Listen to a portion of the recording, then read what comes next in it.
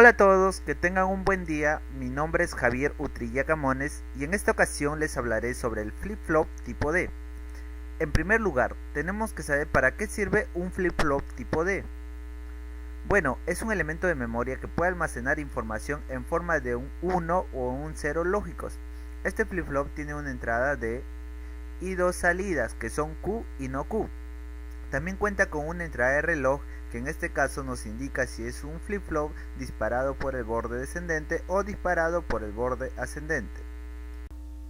En este caso estamos presentando con una entrada que es la entrada de y es la entrada de control asíncrona.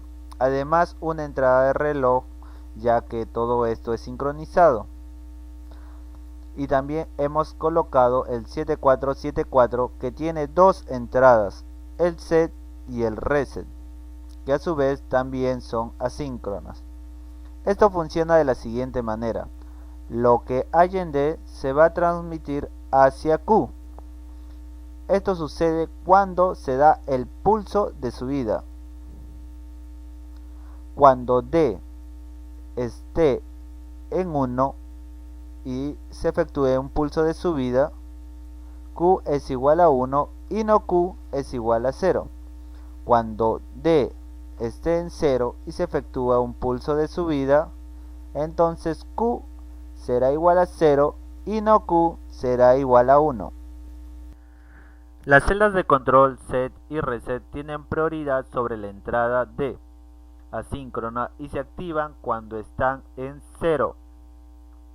Es decir, cuando activamos el set que se activa con 0, entonces Q sería 1 y no va a importar si al D cambiemos por 0 o 1 o si se efectúen pulsos de subida. Ahora activamos el reset cambiando de 1 a 0. Lo que hace el reset es poner a Q en 0. El reset efectúa casi lo mismo que el set, es decir, no hará cambios así pongamos el D en 0 o 1 o si se efectúen pulsos de subida. El flip-flop lo que hace es seguir en Q lo que tenemos en D, lógicamente cuando existen pulsos del reloj. En este caso, los pulsos del reloj están en subida y son los que van a dejar pasar información desde el punto D hacia Q. El primer pulso del reloj, que es en el punto A, D está en 0 y Q comienza en 1. Como D está en 0, entonces Q es 0, por lo tanto baja. En el punto B, como D es 1, entonces Q es 1, por lo tanto sube. En el punto C, como D es 0, entonces Q es 0, por lo tanto baja. En el punto D, como D es 1, entonces Q es 1, por lo tanto sube. En el punto E, como D es 1, entonces Q es 1, por lo tanto sigue arriba. En el punto F, como D está en 0, entonces Q baja. En el punto G, como D está en 0, entonces Q está en 0, por lo tanto sigue abajo. Ahora nos planteamos la pregunta: ¿para qué usar un flip-flop tipo D?